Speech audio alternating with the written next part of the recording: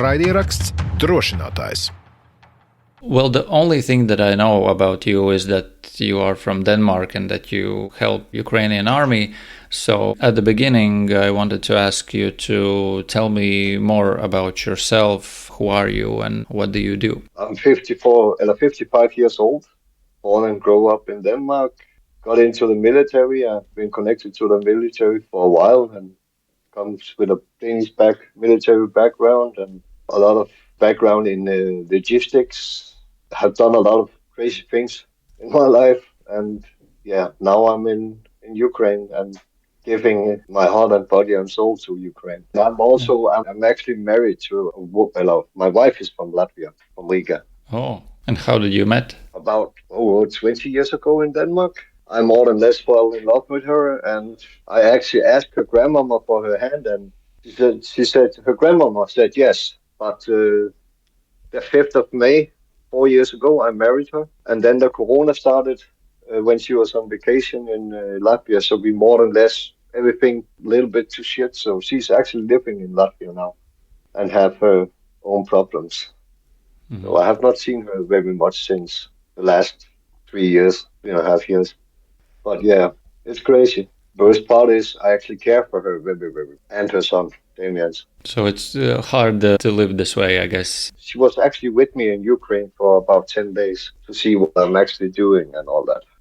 She actually liked it, but she also didn't like it because she was a little stressed about, when the air alert coming and about the bombs and the shooting and all that shit. She didn't like that so much. Mm-hmm. But I had a good time it was very good to spend a little time with her. At the beginning, you told me that you had some military background as well. For how long did you work for the Danish army? Back in the 90s, I started in the Danish army and I was there for about, 11, 12 months. And then I went out and then I went in again and spent some more time there. But my connection to the Danish army have been since, I think it's 92 and up till today. I still come on the military base for this veterans meet and different kind of galas and all that shit. Because now I got my pension and So this is the thing. I can't talk so much about the Danish military because when I started in Ukraine, it was not allowed for us to go to Ukraine. The Danish system more or less shut me down. And after they started to say that we could go to Ukraine and we were allowed to go to Ukraine and fight for Ukraine and go to Russia if we wanted to go to Russia and fight for that, they still didn't open the door. So I'm still not allowed to speak too much about the Danish army. But you're not you are connected to the Danish army still somehow, but you're not like soldier or something like that, yes? No. I'm not working with the Danish army. I still have friends, old colleagues and all this who is in the Danish military, but I'm not working with the Danish military or with the Danish government in any way anymore. I'm only working with the Ukrainian military and people who help me out to do something good for the Ukrainian military or the Ukrainian people. So did you also fought in Ukraine as I got to Ukraine back in the start of the war and I got signed in the Legion. The Foreign Legion, yes. Yeah, the Foreign Legion. At that time, they called it the Foreign Legion of Ukraine. Mm-hmm. Now, today, they call it the Legion Defense of Ukraine. So in the start, it was the Legion of Ukraine. But it changed. And I was there for about a couple of weeks. And then because the command in the Legion, everything that went with the Legion in the start was very, very poor. It was not very good. And it was like, one hand didn't know what the other hand did. It was just you get on a truck and then you get out to the field and then they say, no, ruski soldater, no tam, I go, and then the commanders go away. And I have not been in Ukraine for more than I have been there for under 48 hours, about 48 hours when I was in the front line. Mm. And it was like we were just, how can I say, cannon fodder, We were just there to get killed. It felt like that. So you didn't have any proper training before that, yes? No. In the start of the war, there was no military base for training and all that shit. That started up later when they moved from they moved to this place in Ukraine where they have the center for the Legion, where you get signed in. Because I left the Legion and then I took back to Kiev, and I took from Kiev to Lviv, and then I took to Yavori. And then I got in. I wanted to go. I changed my mind. I didn't want to leave because I didn't come to Ukraine to just run away. So instead of being angry and get, how can I say, pissed at everything, because I was used to the European or the Danish way the military worked. There was a command structure, there was everything. There was a command structure and there was a support structure. And in the start of the war, there was no command, there was no actually structure. Everybody was running around like little bit like headless chicken, and everybody wants to go to the front and fight. It was crazy. In which parts of Ukraine did you fought back then? I'm in the area of around Bucha, and then I made a supply drop and a drive to Mariupol, and was one of the last vehicles getting out of Mariupol before it shut down. We actually got shot at on this trip also. And what do you remember about that time, about fighting around Kiev in Mariupol there? Oh, shit. That was not beautiful. Yeah. Let me tell you that. It was like shit. It was really, really bad. It was crazy. We were a lot of volunteers, soldiers from all over the world. And it was also when I started to get my nickname and all that shit. I got my nickname started to get my nickname up there. And then when I got back from Kiev and all this, to when I got to the Yavori area around Yavori and the Lviv Oblast, then they changed the rules for how old you could be to join the Legion. The same morning, I called the Legion and asked how old you should be, how old you could be to get into the Legion, and they say 55. Okay, then everything was good, and then 30 minutes later, I get to the office, to the cantina, and speak with the commanding officer, and he tells me I'm too old, and then I actually get angry with him. And I said to him, how the fuck, they told me this morning at 30 minutes ago that it was 55. Yeah, but they just changed it from 55 to 52. No, from 55 to 50. And I was 52 years old. So I got pissed at him because why the fuck should I waste my time to go there if I couldn't be there? And he said, okay, so how many push-ups can you take? Don't know. I said maybe 5, maybe 10, maybe 30. But one thing I know, I can take more than you. And then he get angry with me. And then he told me to go away. So that was the point when you ended this participation in active war, yes? Yeah. Also, like I said to him, listen, I already been fighting for your country, and now you tell me I cannot be here. What the fuck? In the start, me and him, we didn't like each other, but we actually still very good friends, and we still speak. And he told me to piss off, and I went for this yellow house. I got to the yellow house. There was an American guy who had the command of the yellow house. That was the safe house for the Legion. And then he found out I was from Denmark and all that shit. And he tells me, okay, hey, I need your help. Okay, I said, what do you need me to do? You need me to help run this yellow house. Okay, so I got second command and got the nickname Major. We had guys coming in from Latvia, from the Czech Republic, and we have people coming all over the world, from Finland, from UK, from Denmark, from Germany, from Poland, Spain, Portugal, everywhere. People were coming. And I was there for about 3 weeks. Then I went to Denmark because my daughter had confirmation. And I was in Denmark for 6 days, and then I got back to Ukraine. And I got back to this cantina, and I spoke with my friend Yuri, and I said, "Oh, is there still a problem with me to get into the Legion?" "Yeah, but I have a better idea for you," he told me.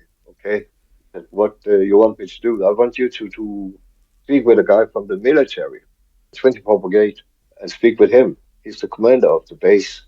He needs instructors." I said, "Okay." "Yeah, he will be here tomorrow morning." "Okay." And then he called me up about 30 minutes later. He said, he'll be here in this afternoon. Can you speak with him?" Yeah. So I spoke with Alexander. He's also not here anymore. He died last summer. No, he died the late summer 22, actually. That was back in 22. And then spoke with him, and the next morning I went to the Yavori military base, the polygon, and start training soldiers. Build up a very good training team with people from Estonia, no, not Estonia, from Lithuania and so on, England, US, different places all over the world again. What did you saw at those weeks, those months? You said that people from all over the world came to Ukraine. What did you notice in speaking with them, seeing how they behave and so on? Why they came to Ukraine? Why it was important for them, and what were their motivations? Yeah, many of them is many of those guys who was coming in. A lot of them, I won't. It's difficult to say how many, but some of them was, this gamer type, they want to be heroes overnight or something like that, who didn't have any military backgrounds and all this, who wanted to fight. We needed to get them because we couldn't work with them. They didn't understand anything about being a soldier. Then we have the professional soldiers, knew the stuff and knew how to be a soldier and follow command. And there was sappers, there was EODs. It was a lot of different people coming in, infantry soldiers and all this. So, but therefore, all the soldiers they want to do something good. They saw what was wrong in Ukraine, and the Russia was going into Ukraine and trying to take a country that was not theirs, and they wanted to protect that country. And most of them didn't want to do it because they want to be heroes. They wanted to do it because they wanted to make a difference. What was your motivation? Why did you go to Ukraine? I went to Ukraine. I was sitting and watching it in TV, in the news and all this, and I couldn't watch anymore. So I packed up my stuff. I had a little bit of military gear, and that could be in a one bag. That was what I had with me when I went there. I had one normal civilian clothes on and one military bag with military gear, and I went to Ukraine. And I actually didn't care if I have to be a soldier or I have to clean toilets. For me, it didn't matter what I have to do, so long I could make a difference. I just want to help, save a country who needs the help. Like I said in an interview what I always say when I get this question, back in 1940, Denmark got attacked by Germany. And if the world have helped us back in 1940, when the Germans attacked Denmark, maybe the world will be different today. I grew up with grandparents who was from World War II and parents who grew up aftermath of World War II. And so I heard a lot of stories about it. And I come from a family who growing up with the military and have been part of the military the whole life. So it was natural for me. Was it hard to get over the border to get into Ukraine? Back in 22? Yeah, when you first went there. That was actually, I have a very good friend in Poland, and I went to him. Him and his dad picked me up from the airport, and I went to spend the night with them, his family, and we got something to eat and all this. And his dad and my friend, they drove me to the Ukrainian border.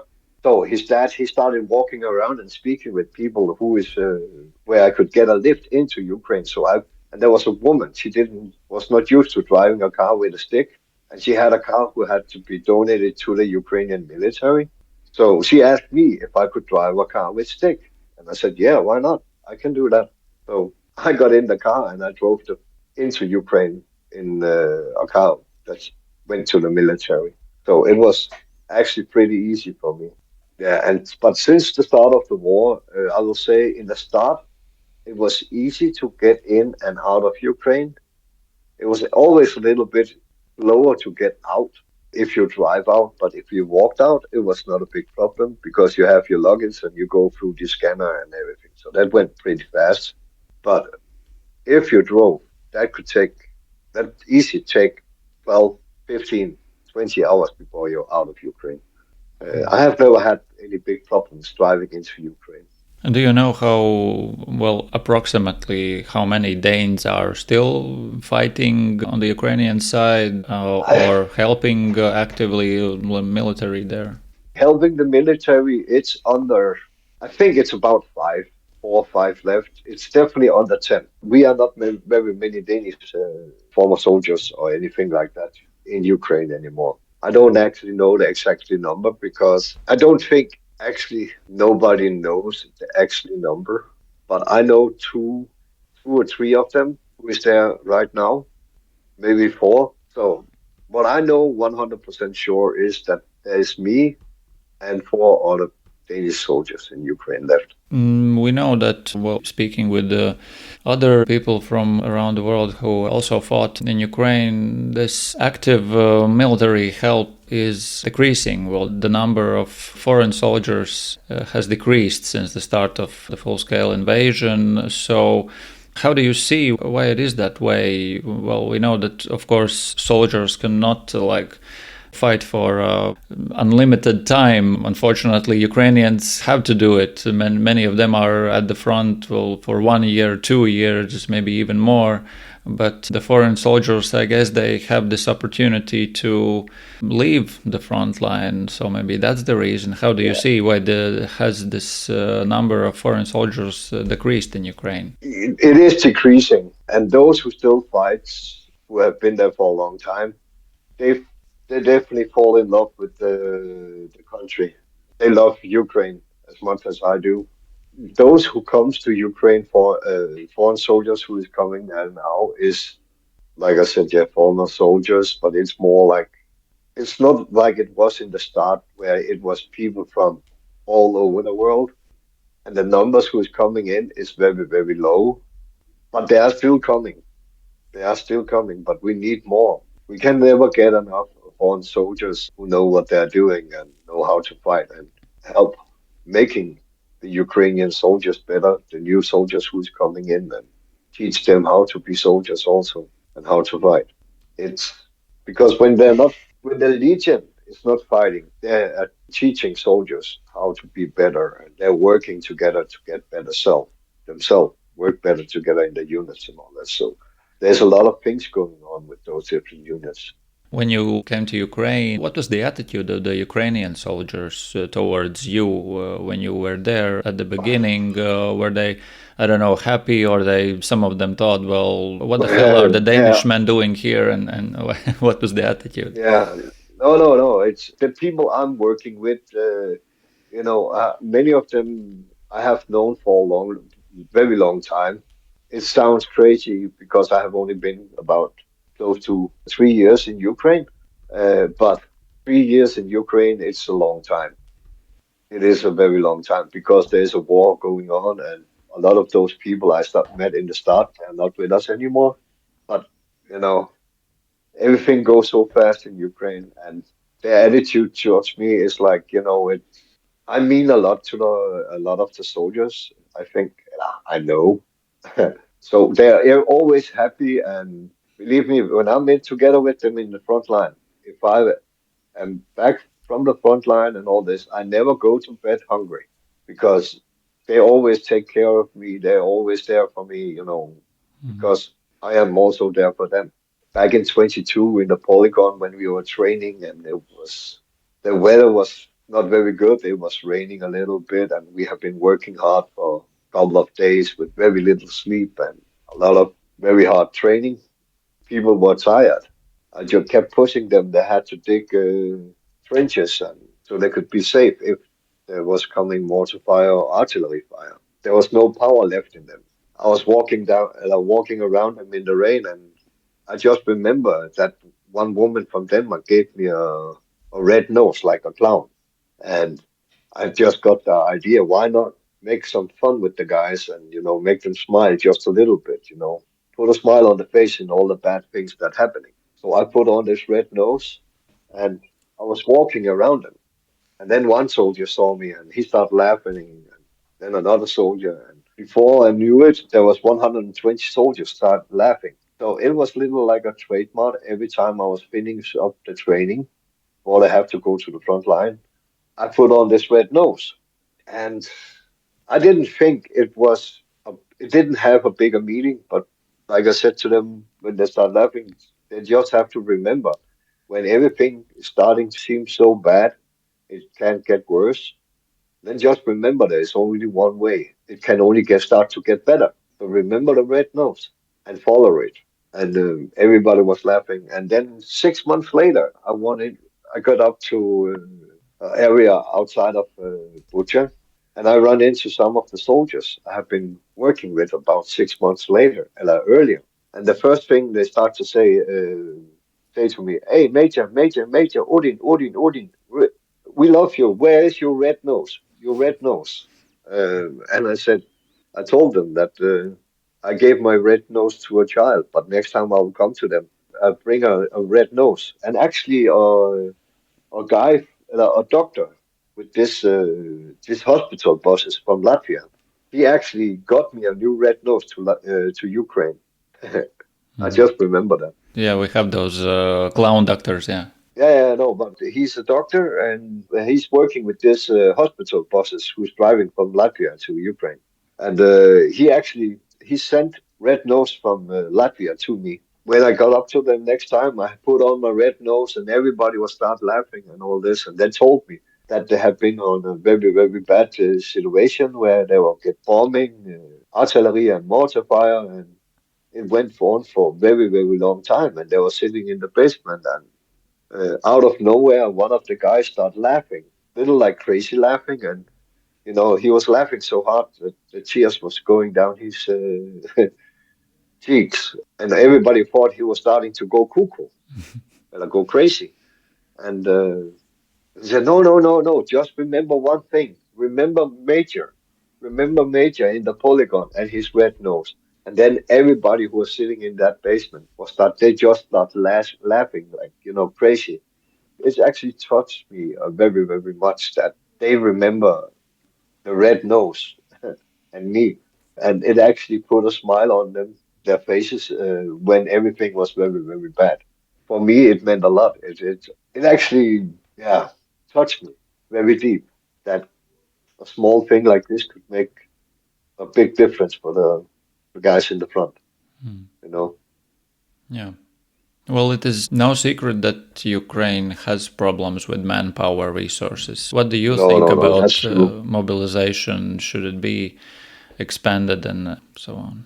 I think the mobilization should be expanded, but I think the Ukrainian guys who is going around in Kiev and in Lviv and in the different cities, and just not doing so much, they either have their work and all this. But I think if they're proud of their country and they want the country to be free, they should join the army and get the education, fight for the country, fight for the freedom.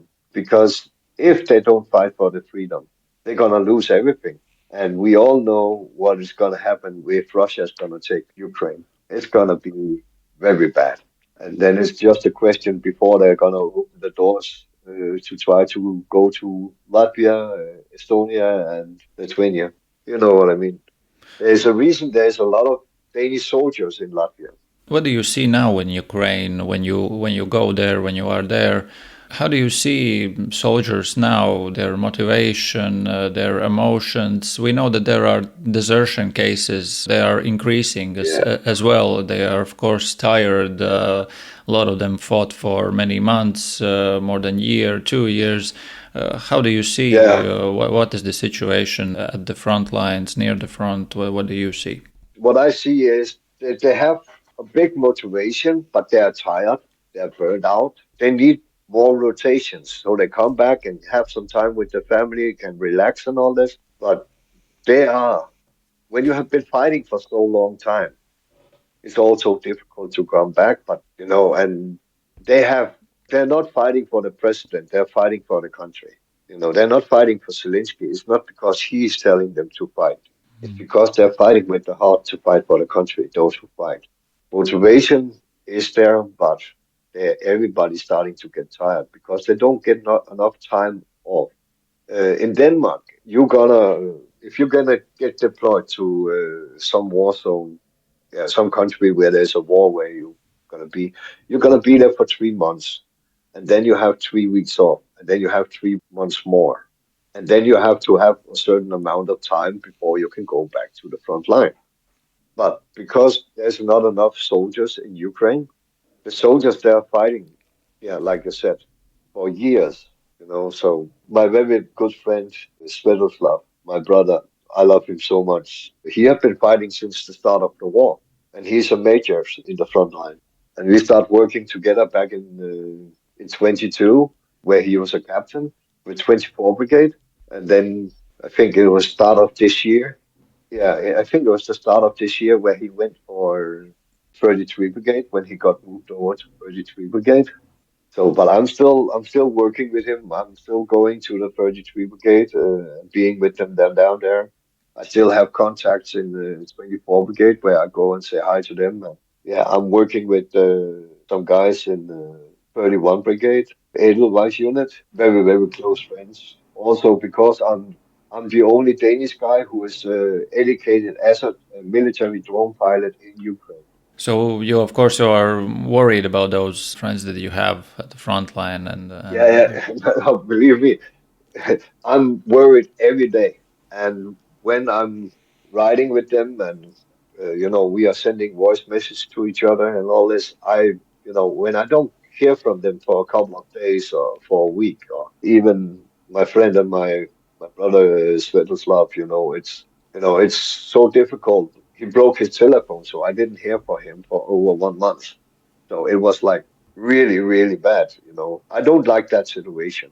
yeah, because you never know if you can't reach someone, you don't know if he's hurt or dead or just everything's fine, but he cannot talk with you. Yeah, because when I'm together with Svetoslav, it's down with the Korokovo, down in the area close to Marinka and all this.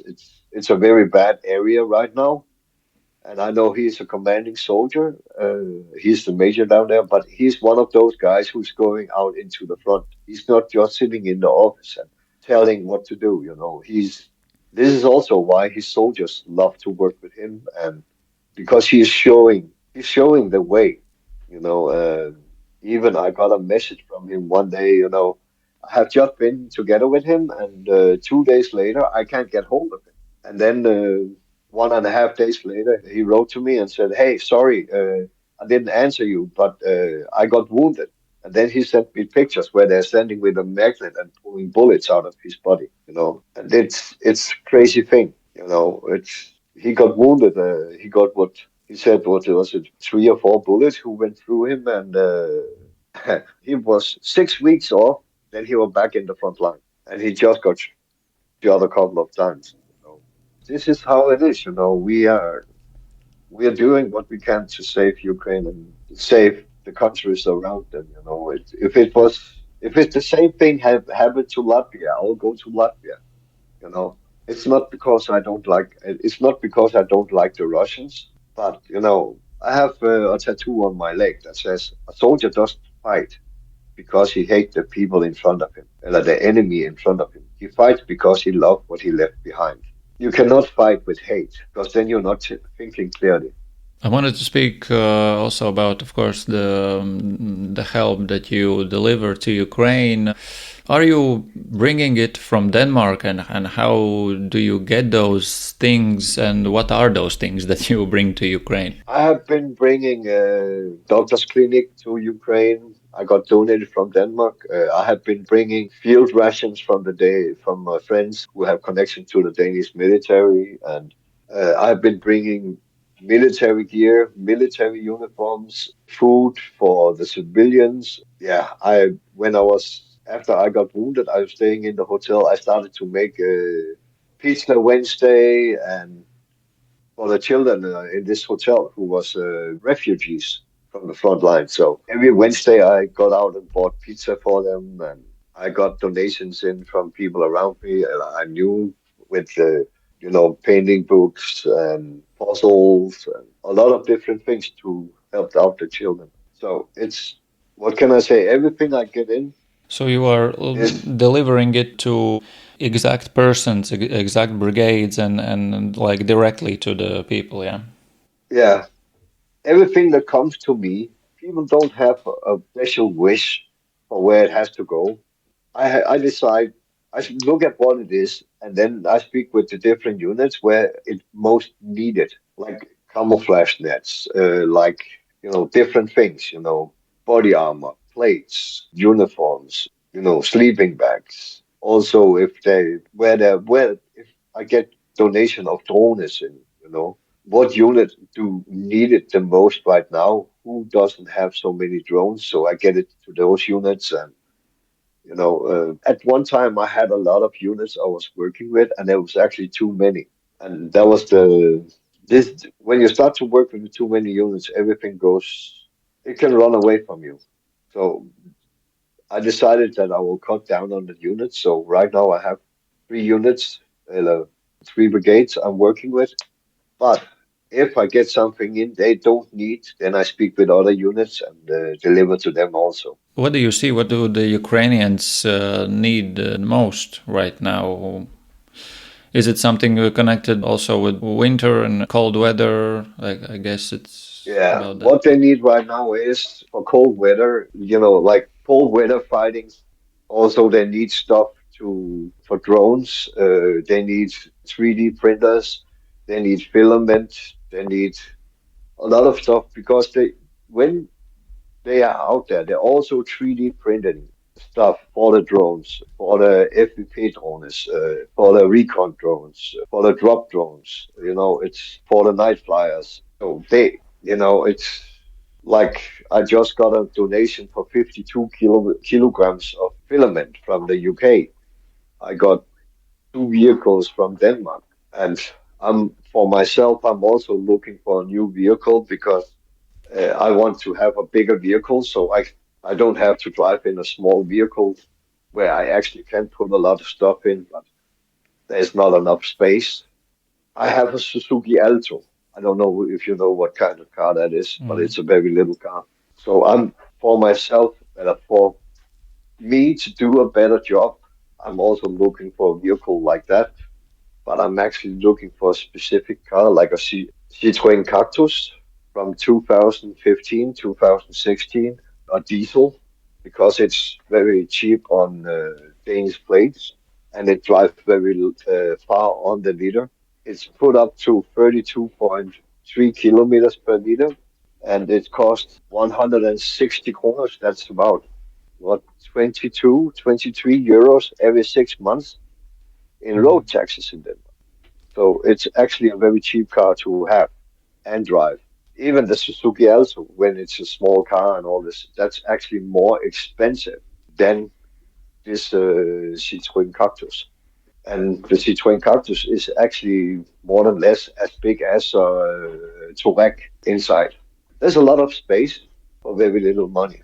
What can I say? I'm working many different angles, and if I get donations in, everything I get in, it goes directly to help out the soldiers in the front line and make a big difference. We spoke about that soldiers are, of course, tired at the front lines, and we see that people are tired in the Western countries as well. So these donations are also decreasing, at least in Latvia. We have to remind people to help Ukraine. What can you say about Danish people, donations in your country, and how much help do you get from Danish people, maybe? It's also very difficult to get money in and get donations in, get anything going. But those who still help. I have been working with the Defense Ukraine Denmark. It's a big organization. They actually got me a donation for 2,200 complete military uniforms. So I got military gear for over 2,000 soldiers. So that made a big difference also. Do you hear that in your country as well there are these talks about how everyone's tired of this war, and how do you see how Danish society now reacts to what is happening in Ukraine? I think it's more or less the same way in Denmark as it is in Latvia. People are starting to get tired of listening to the war and all the bad things that are going on. But it's not the best way I can say it is that because we are doing something like this, getting on the radio, getting in the news and getting in the newspapers, all those things. Because we are doing this is because we don't want people to forget what actually is going on, because it is so easy to say, oh, yeah, they're fighting in Ukraine. Oh, but it's not my country. I don't care. We don't care anymore. It's not our problem. It is so easy, and I know that Latvia is partially put up in two parts, like the Latvian orientated people and the Russian orientated people.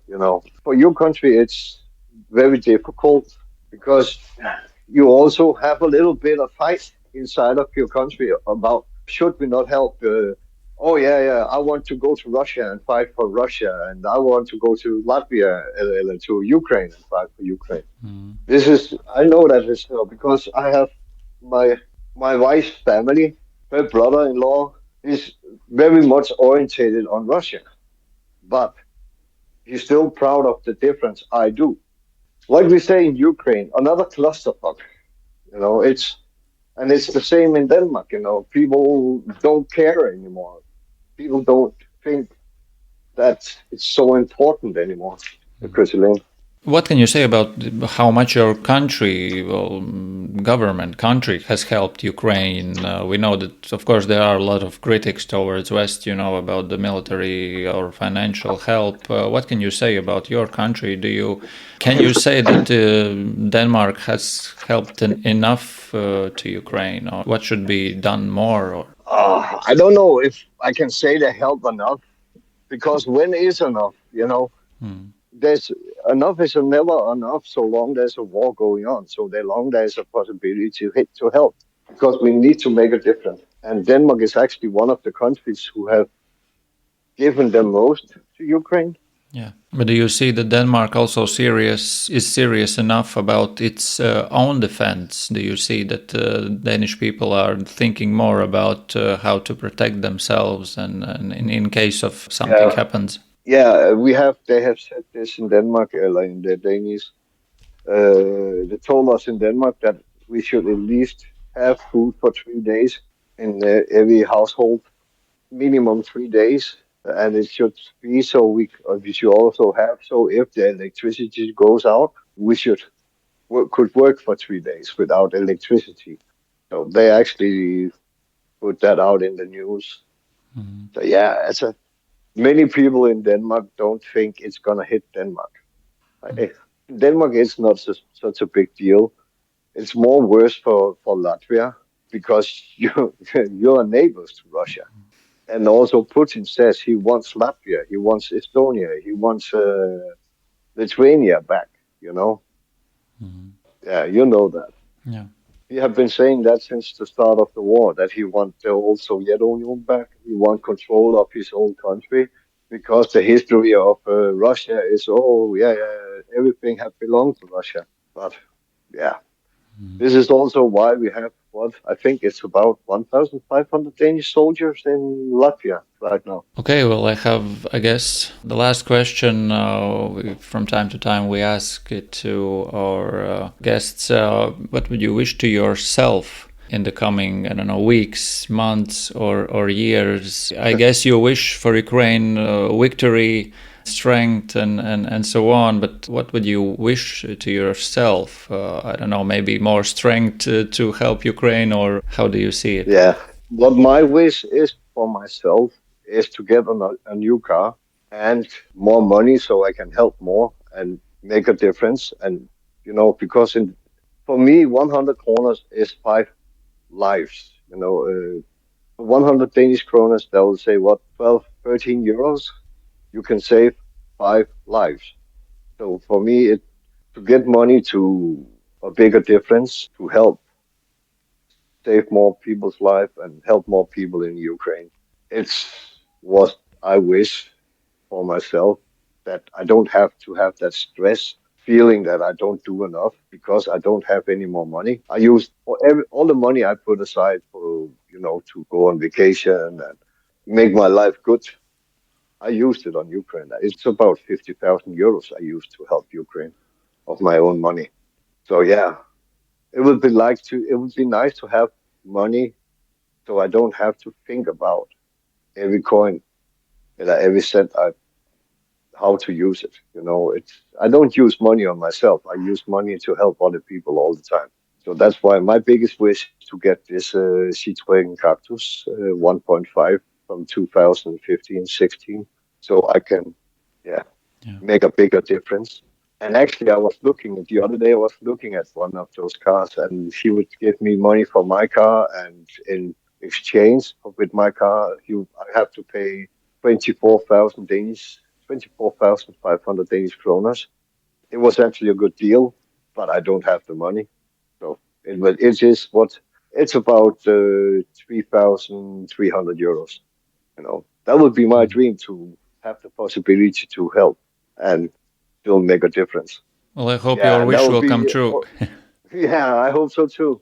Well, maybe someone in Latvia who hears your story will motivate him, and he will help as well, because our goal, of course, also is to motivate people to help Ukraine. Yeah, thank you for listening to my story and speaking a little bit with me. Raidieraksts Drošinātājs. Paldies manam bijušajam skolas biedram Rihardam Plūmēm un Dānim Majoram Odinam par šo sarunu. Ja jums tā šķiet interesanti, padalieties ar saviem radiem draugiem paziņām, nosūtot saiti uz šo mūsu sarunu. Tāpat arī mēs, protams, priecāsimies, ja atstāsiet komentāru vai atsūtīsiet mums e-pastu uz adresi drošinātājs @latvijas.radio.lv. Vienmēr gribam dzirdēt jūsu viedokli, kā dzirdējāt arī, kā Rihards teica pirms šīs sarunas. Ideja par to, ka vajadzētu nointervēt tieši Majoru Odinu, nāca no viena no klausītājiem. Tā kā mēs jūs dzirdam, mēs mēģinām realizēt jūsu idejas un kopā veidot svarīgu saturu visiem mums un jums. Vēl tik pirms mēs atvadāmies, viena laba ziņa kultūras frontē, kā mēs esam runājuši arī ar citiem mūsu raidieraksta viesiem. Kultūra ir viena no svarīgām šīs cīņas sastāvdaļām. Tad, lūk, UNESCO nemateriālās kultūras mantojuma sarakstā pat šajā nedēļā ir iekļauta Ukraiņu tradicionālā olu krāsošanas māksla. Tas ir pisankas. Pisanka, tā sauc šo tradicionālās mākslas formu, un patiesībā par to man arī ir savs stāsts, kad pirms 5 gadiem bija Ļvivā. Devos arī uz Ļvivas brīvdabas muzeju pastaigāties.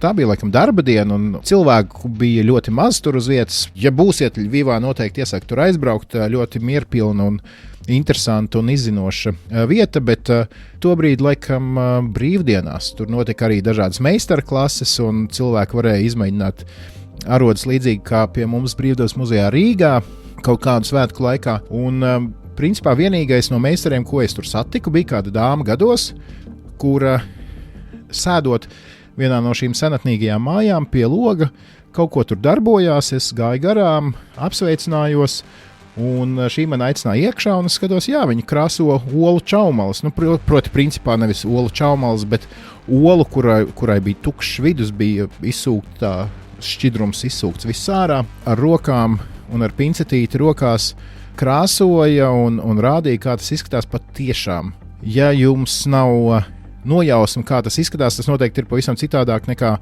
mēs esam pieraduši krāsot olas, piemēram, uz lieldienām mājās, kad mēs iemetam katlā pārsvarā, un tad kaut ko redzam, kāds tur beigās būs sanācis rezultāts. Tad šeit tiešām ir tāda gleznošana uz olu čaumalām, ļoti smalks, ļoti skrupulos darbs, bet šī sieviete bija laimīga to darot un ļoti lepna par šo kultūras mantojumu, kas ir saglabājies līdz mūsdienām, un prieks tiešām, ka to atzīst arī starptautiskā mērogā, iekļaujot UNESCO nemateriālās kultūras mantojuma sarakstā. Tā kā apsveicam Ukrainas kultūru ar šo, un man savukārt tas arī būtu viss šajā nedēļā.